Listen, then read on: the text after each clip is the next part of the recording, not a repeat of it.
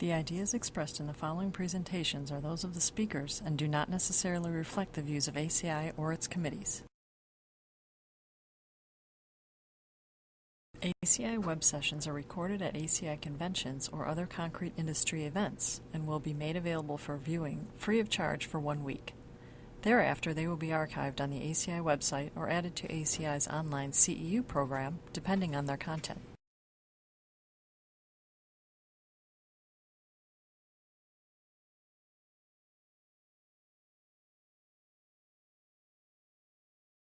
So today we're going to talk a little bit about safety. I'm sure that's something that everybody is interested in. Maybe not, but you should be. Let's talk a little bit about who's in charge.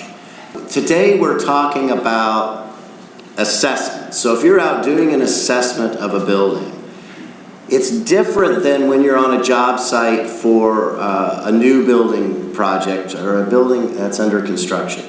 If you're on site for a building that's under construction, you're responsible to follow the contractor's safety plan. The contractor will have a safety plan. It's your responsibility to understand what that safety plan is and to make sure that you adhere to that safety plan.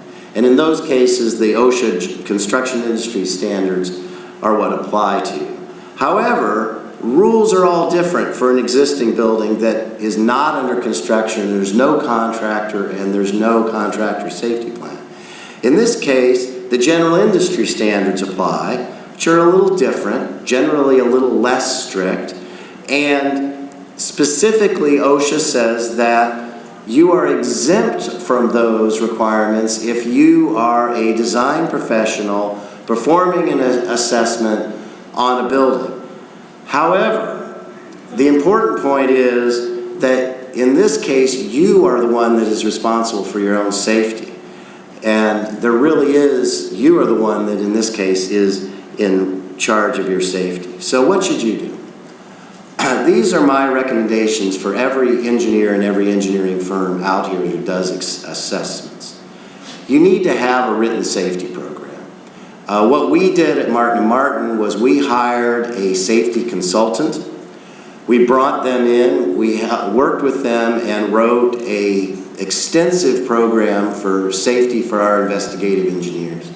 And then we train our engineers on that safety. We go through an entire program once a year. It's about 8 classes once a month.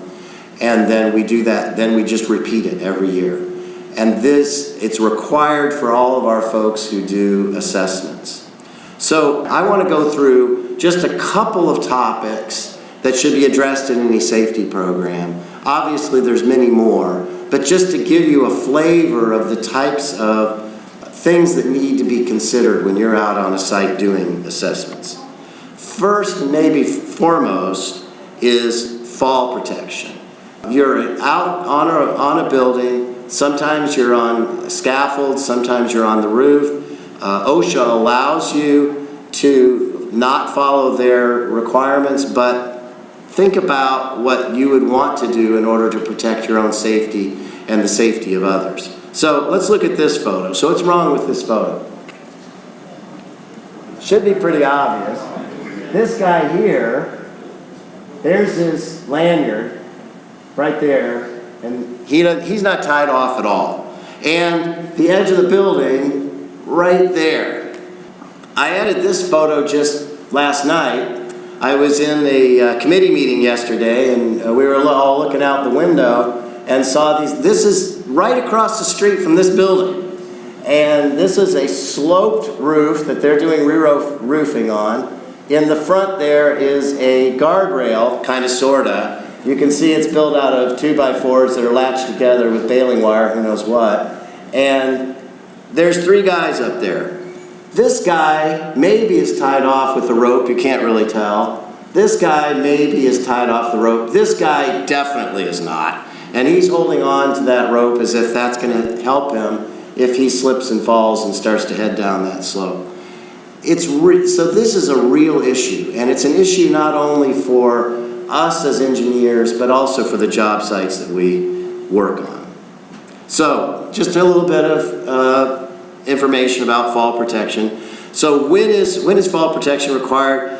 any person that's exposed to an unprotected edge that for general industry is more than a 4-foot fall, and for construction industry is more than a 6-foot fall, you need to have fall protection. And an unprotected edge is defined by OSHA as a working surface or a walking surface without a guardrail. So time for a quiz. We haven't had any quizzes this morning, so here's a quiz. How close to an unprotected edge can you get? This is OSHA requirements before fall protection is required. I'm not going to ask people to give an answer, but think about it. Which one of these would you say? Because I've heard most of these from people at one point or another in my career. The answer is there is no safe distance. You could be 30 or 40 feet from an unprotected edge, kind of like we saw that picture of the people in front of us, slip and fall, slide down the roof and fall over. Now here's the exception for all of us who perform assessments. When you're performing inspections, investigations, or assessments, you're not required to have fall protection when approaching an unprotected edge. Small print at the bottom says you should have fall protection whenever practical. Very sad. Many of you may have seen this. This occurred about a month ago in New York City. An architect was working on top of a 47-story building. He was wearing a harness, which is a great thing, but he didn't have it attached. And he got up, lost his balance, fell, and died. Tragic situation.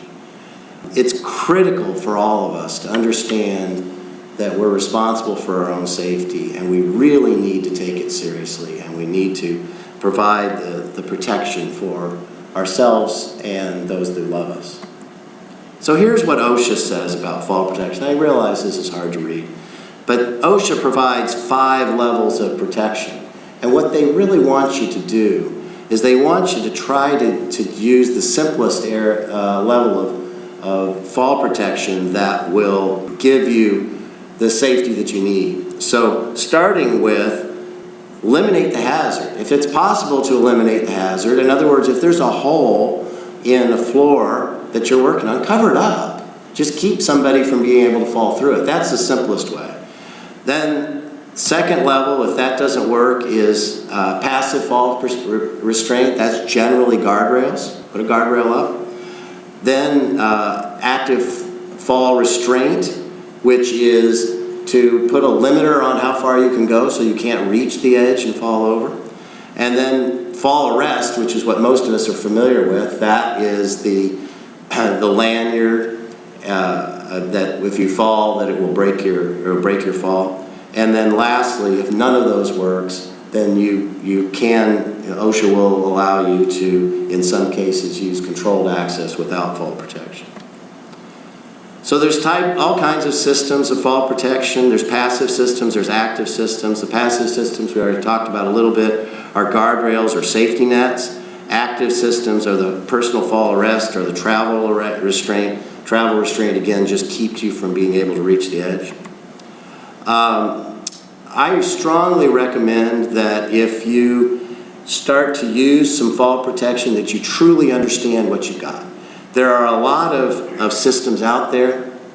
Many times if you rely on a contractor to provide a harness for you, he'll provide what I affectionately call the ball of mesh. They hand you this and it's just a mesh. I would strongly recommend that you go buy a good harness. They'll cost several $100s.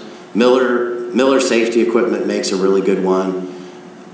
Buy it, invest in it, know it, make sure it fits you, and bring it with you. It's just so much better than relying on somebody else to provide that for you.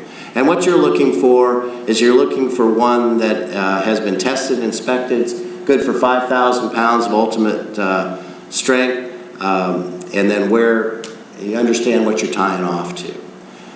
One thing that I will mention is that if you do end up falling off a roof with a lanyard, you will get hurt. They are kind of like the earthquake provisions. When a building goes through an earthquake provision, you expect the building to be damaged but not fall down. You essentially expect the same thing with fall protection. If you fall off a roof, even with the best systems, you're going to be damaged. You're going to break some ribs, you're going to be hurt, you're going to be hanging off the roof for a long period of time until somebody can rescue you. So you really want to avoid that if at all possible. But with the right fall protection, you'll live another day. And you want to look for other hazards. For example, if you're tied off, and you're tied off to something that when you fall, you'll swing and hit something else, that's not necessarily a good thing. So think about how you're tied off. Here's some examples of some fall protection, simple ones, just a guardrail around the edge of the building. Here's another example of guardrails that can easily be installed. And here's an example of a simple anchor system. This one has taken a hit and is deflected, so it needs to be replaced. So that's fall protection. So let's talk about other hazards. Radio frequency hazards. This is one that's not well understood, but if you're up on a roof, you need to be really careful to understand that you may be exposed to microwave antennas in particular. Microwave antennas emit microwave radiation, just like your microwave does, and they can cook you from the inside. And so you need to be certain that you are aware of these hazards that may be present up on a roof. So the common ones are the radar and broadcasting, communication satellites, and microwave and cellular antennas. Here's the signs that are supposed to be put up when you are on a building that has radio frequency, but they're not always there. And there's 3 levels. I'm going to go to the next slide here. So there's a notice, there's a caution, and there is a warning. And they depend on the amount of radiation that is being emitted and the danger. Here's a slide that is for the exposure limits, essentially for public action, which is what you would want to be looking at. The notice is at essentially below 10% or 10% level. The caution is at 500% or 100%, and then the 500% will cause some serious damage. Here's what they look like. I'm sure we've seen them. But if you go out on a building and you see these types of antennae, you want to be sure that you understand what they are, talk to the building engineer, and then avoid being directly in front of them.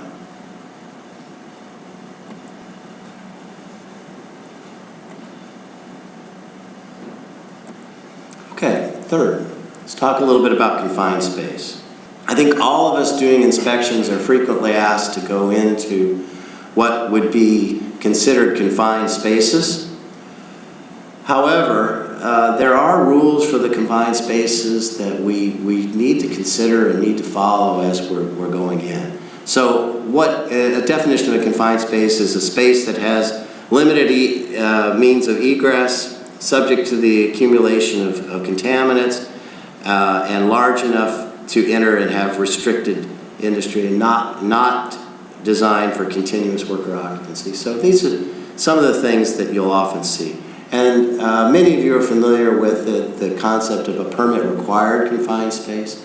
A permit-required confined space is you actually need to obtain a permit. You need to have, we'll go through this, but you need to have a way to be removed from that confined space if something were to happen.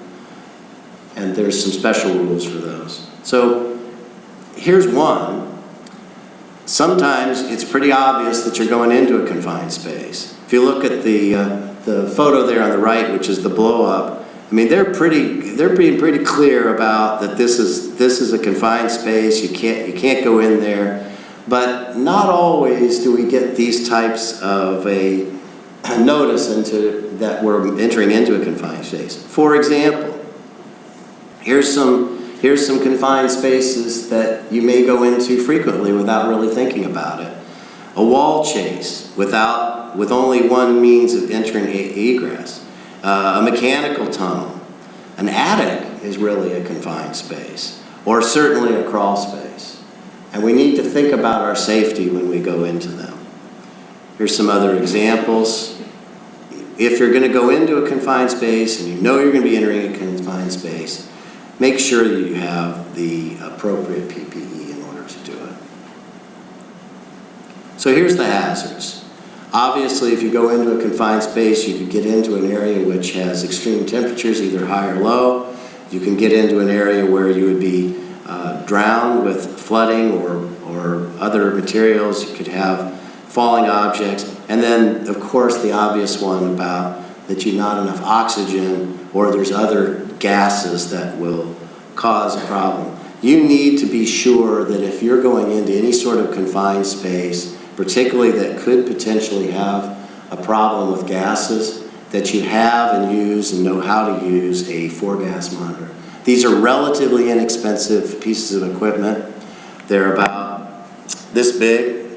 They'll fit on you can wear them around your belt and put the monitor up near where your mouth is, and it'll give you a warning if you start to become a problem with one of the gases. So here's what it is.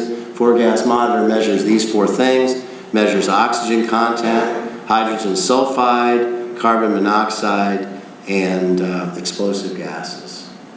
And so certainly if you're going to be entering a permit-required confined space, you must have one of these. If you're entering other confined spaces, it's just good practice. They're frankly not that expensive to purchase, and it could potentially save your life.